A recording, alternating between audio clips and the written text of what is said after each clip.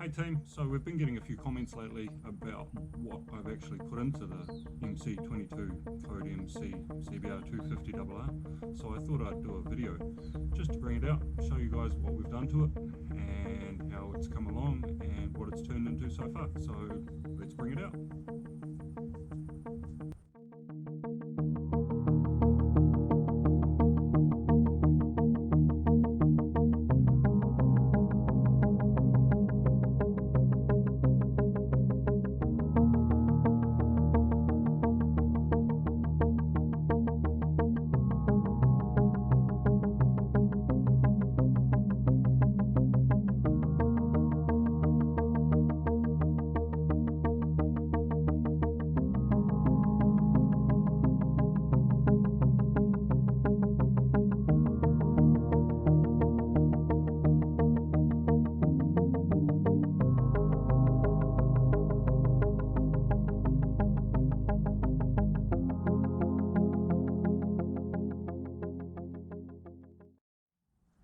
Okay, so I'm going to hazard a guess and say that most people are fairly familiar with the bike now. I've been running it at the track for, I don't know, the better part of a year almost. We finished this build about 2 years ago, but it's been going through some slight teething issues and some other bits and pieces, but we've done some other little bits to it. Most recently the engine's had a complete rebuild, so we're back to the stock pistons, cranks, conrod now. Inside the motor there's not a lot that's aftermarket. It's got brand new piston rings, brand new valve stem seals. What else have we done to it? All new gaskets and the best of all the bearing shells that we could find. Yeah, internally there's not a lot that's not stock. I did many years ago have bigger pistons in it, but they were very expensive to maintain, and getting aftermarket piston rings and seals and bits and pieces for it was just a nightmare, so we gave up on that idea pretty quickly. That motor's since been binned. As everyone knows, I'm back in Auckland now, so it's pretty cool being close to both Hamptons and Pukekohe Raceway Park. But yeah, other than that, there's a lot of aftermarket stuff in it. So what's the easiest way to start? Probably with the performance side of things. So we're running factory carbs at the moment. I do have a set of bigger carbs that I'm planning on putting on it eventually, but that'll be later on down the track once I've got more fine tuning done. Then we'll upgrade to the bigger carbs and see if more fueling will help it some more. Where else? The camshafts are currently the MC19 camshafts. They're 0.05 of a mil higher, or 0.5 of a mil higher lift. I can't remember the exact specs of them. Same duration, same everything for the MC22 motor, except for they are the higher lift, and we're still running the MC22 valves, which are the longer valves, so that opens the valves up a little bit more. Otherwise, motor-wise, we've got a lightened flywheel, we've got a whole new ignition system on it. I'm waiting for things to go back to normal from this coronavirus deal, so that we can start doing the coils and the leads, and then we're going to put one range colder plugs on it, just so we can keep them happy. Colder or hotter, I can't remember. I've been dealing with Liam Venter from Fast Bike Gear. We've got an Ecliptech ignition module under the seat now, so that's controlling all of the ignition timing, spark advance.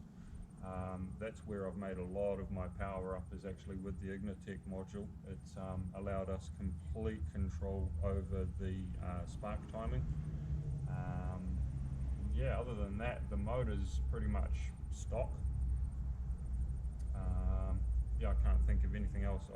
Obviously, all of this has happened over the period of a number of years.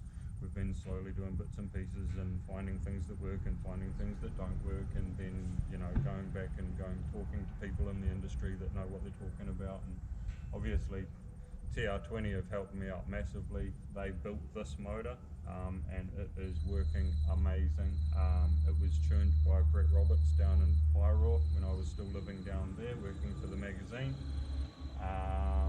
Also, TR20 have helped me with my suspensions. So Robert Taylor at Kiwi Suspension Solutions built this Nitron one-of-a-kind rear shock. Nitron weren't interested in dealing with me at all, but my factory shock was completely knackered, absolutely blown out. So it destroyed a rear tyre in about 3 laps at Hampton Downs, if I remember correctly, maybe 3 or 4 years ago. So I was talking with some people in the industry and they said go and talk to Robert, and he decided that yep, he'd come on board and help us out with that. So it's a completely custom made R2 Nitron rear shock, so that means that it's got a remote reservoir and compression adjuster just tucked up here behind the rear cowl, which is amazing. And then he obviously also put the Racetech internals in the front end, in the forks. And then, so I picked it up from New Plymouth. On the way back, we stopped at Hampton Downs for a track day where some friends of mine were hanging out and banging their bikes, and got Dylan from TR20. Dylan and Joe came on and said the suspension needed tuning. So they've helped me massively with tuning it. Dylan actually ended up completely rebuilding the forks again and changing the dimensions of the bleeder holes, I guess you'd call them, in the bottom of the forks. Which has made the whole bike feel just amazing. The bike handles like it's on rails. Also in the handling department, we're running Dunlop Alpha 14s front and rear from Forbes Davies. Andrew at Forbes Davies hooked me up with those, and they are, as far as I'm concerned, the best tyre that you can put on a small bike. Anything under 400 cc's, new Ninja 400s, Yamaha R3s, anything like that. Dunlop Alpha 14s, in my experience, and I've tested just about everything out there, except for the new Bridgestone R11s. I haven't tested those yet, but these tyres, confidence, handling, they turn when you want them to, they hold a line, they're really good. Tyre pressures in them are a little bit of a touchy subject, but that's here nor there. Everyone chooses their own tyre pressures. Otherwise, we're running, currently I've got standard brake calipers. I've got Ben Hill brake lines from the UK. They look stock, but they're actually braided, so they've got a Teflon sleeve over the top of the braiding, so they just look completely stock, which is what I really wanted. But they are a braided brake line, both front and rear. In the calipers, I'm currently running, I can't remember what pads they are. I think they're EBC HH sintered pads on the stock discs, front and rear, and I mean it's only 140 something kilos worth of bike from what I've had it weighed at, and it stops on a dime. The brakes are awesome, factory master cylinders, both front and rear. So yeah, obviously the biggest draw card for this bike is the paintwork. So it's starting to get a little bit old and a little bit tired now, but it still looks pretty good from a distance.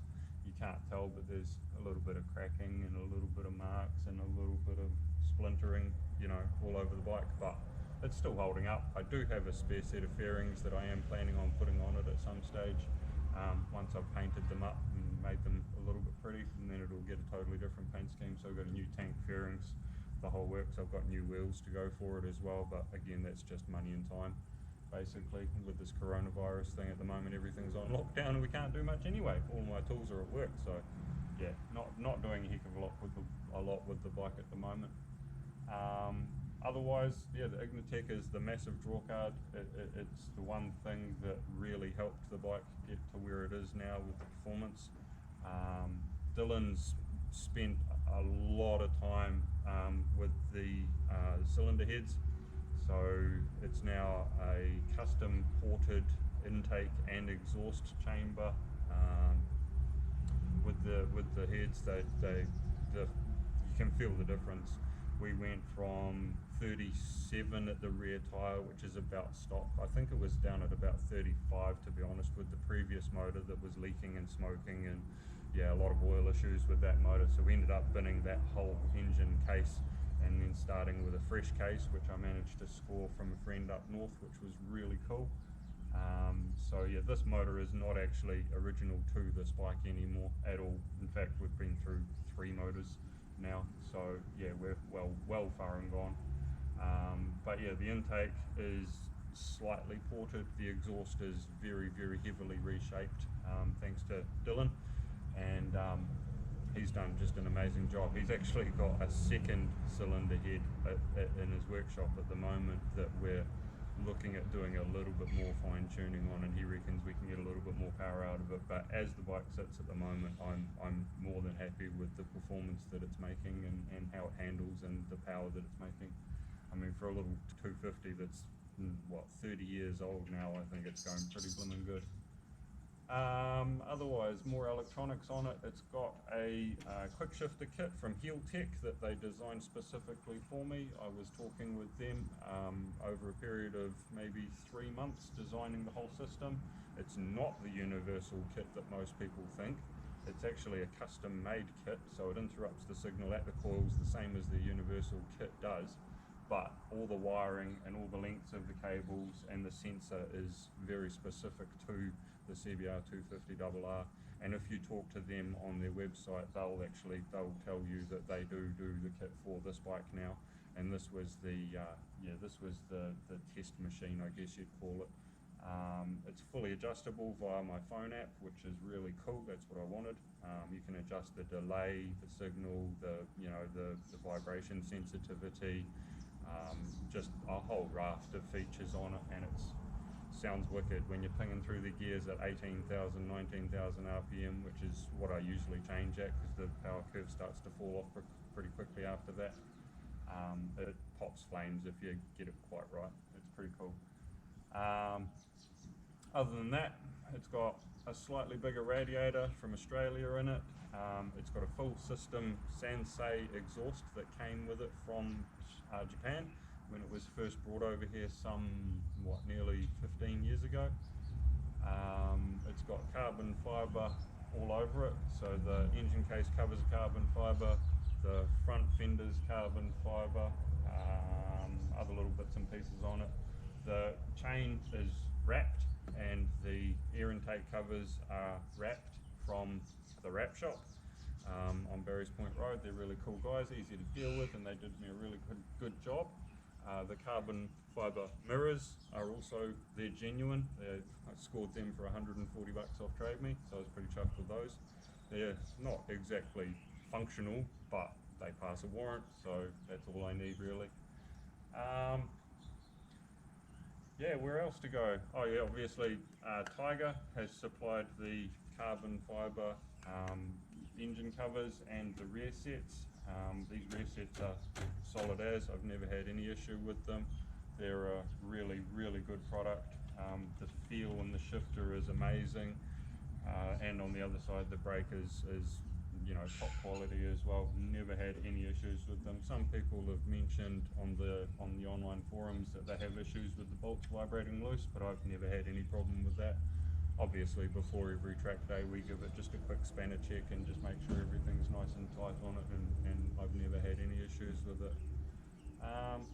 Chain and sprockets, it's running a 520 chain and sprockets. I upgraded that on the second motor because it was struggling a little bit with power wise, so factory they run a 428 chain and sprockets, but I decided to go for the 520 because it allows more adjustability both with the front and the rear sprocket.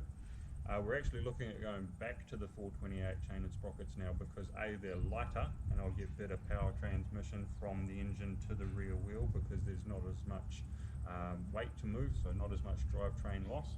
So we're looking at going back to that, and also if I go back to the factory sprocket sizes, we're possibly going to get a little bit more top end speed out of the bike as well. Now that it's making really good power, obviously it's pulling through the revs really easily, and it just seems to fly. It just doesn't have any problems, so that's something that I am looking at in the future. Other mods, obviously we're looking at upgrading the coils to match the Ecliptech unit, so I've been in discussions with Liam from Fast Bike Gear about proper coils. Apparently he says the factory coils that are on the bike are they're too high resistance, and the Ecliptech prefers to have nice low resistance coils in it to make them work perfectly.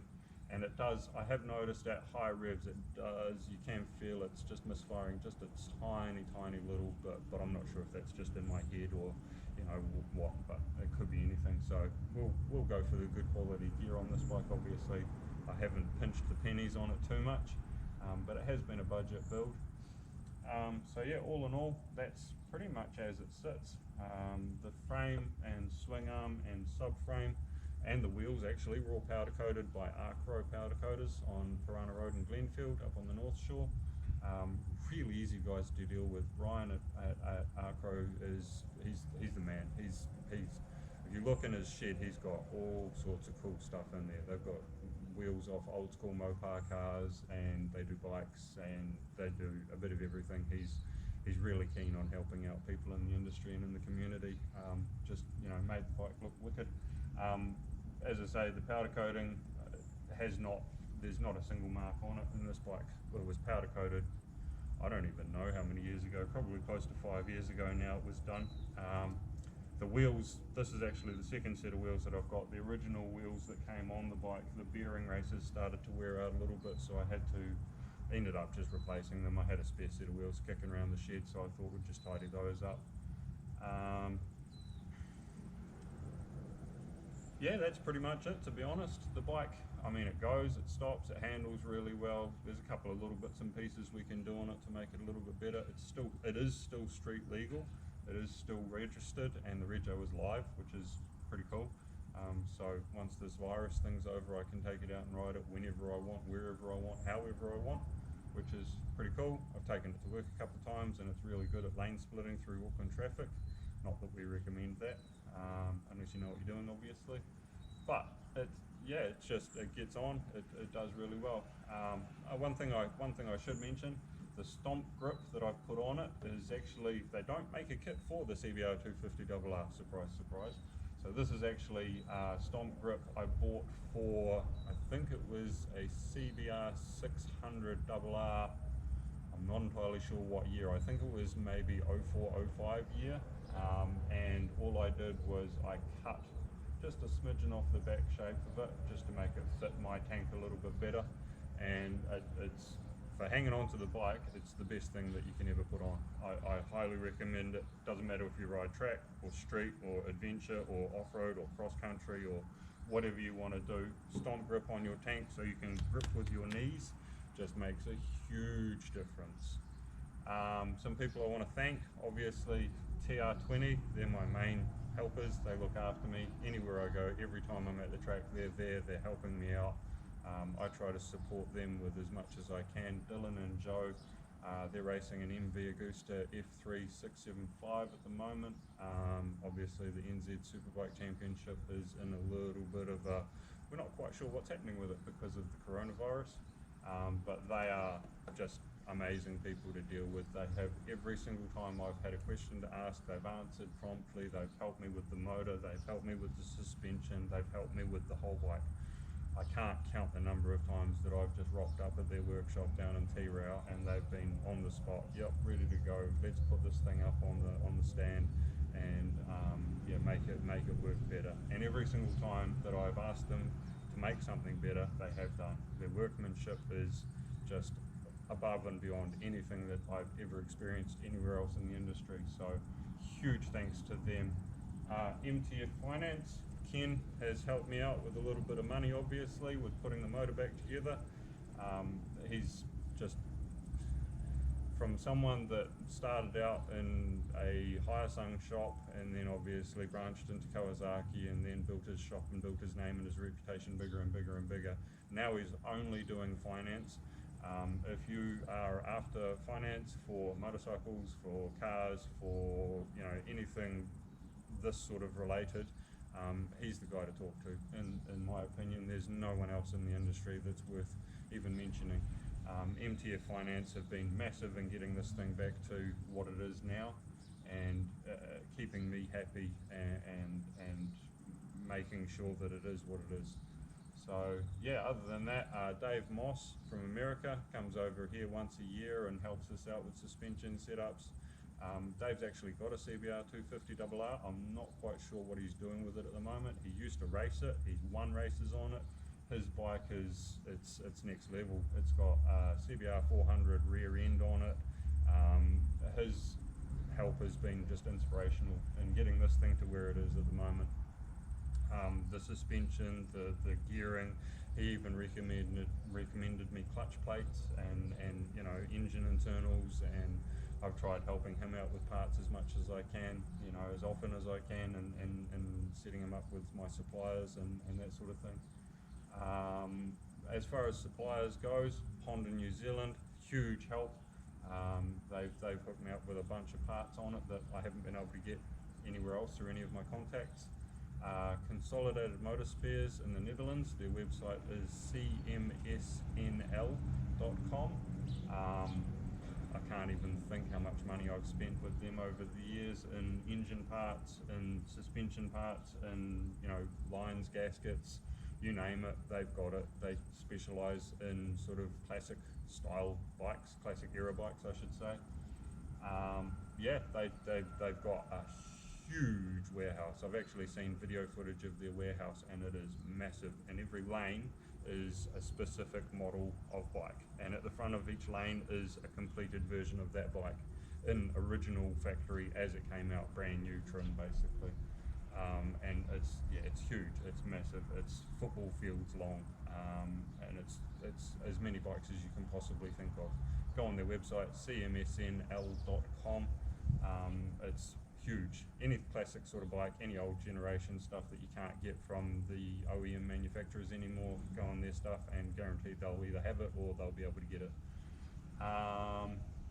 For the paint, Tuakau Panelbeaters did my paint many years ago. It's held up well, it's outlasted my expectations, it still looks amazing. Admittedly, I gave this bike a really good detailed clean polish just yesterday. And it comes up mint every single time. I mean, yeah, there's scratches and there's marks and there's little bits and pieces on it where it's just showing its age a little bit now, but as far as I'm concerned, the paint job still looks fantastic. In New Zealand here, Botany Honda, Cycle Treads, Forbes Davies. I mean, the list is endless, so I'll try and put as many people in the description as I can to say thank you. You know, just little things, even from like the LED flasher relays for the indicators. You know, Botany Honda had a part that helped me out with that. Forbes Davies for the tyres, Cycle Treads for the brake pads, you name it. Everyone in the industry's helped me out with this bike, and I think it's turned out pretty good. So yeah, there you go, there you have it. Pretty easy one take update on the bike. We'll be at the track again really soon, hopefully, once this coronavirus deal's all over, and you'll be able to see it. If you do see me out, feel free to come and say hello. Come over, have a look at the bike, ask me questions. I love talking about this thing. It's my baby. It's been my treasure for the last 10, 13 years. I think I've had it now. And every time I do something on it, it just keeps getting better and better and better. And what more can you ask in that? So yeah, okay, cheers guys. We'll see you at the next one. Bye.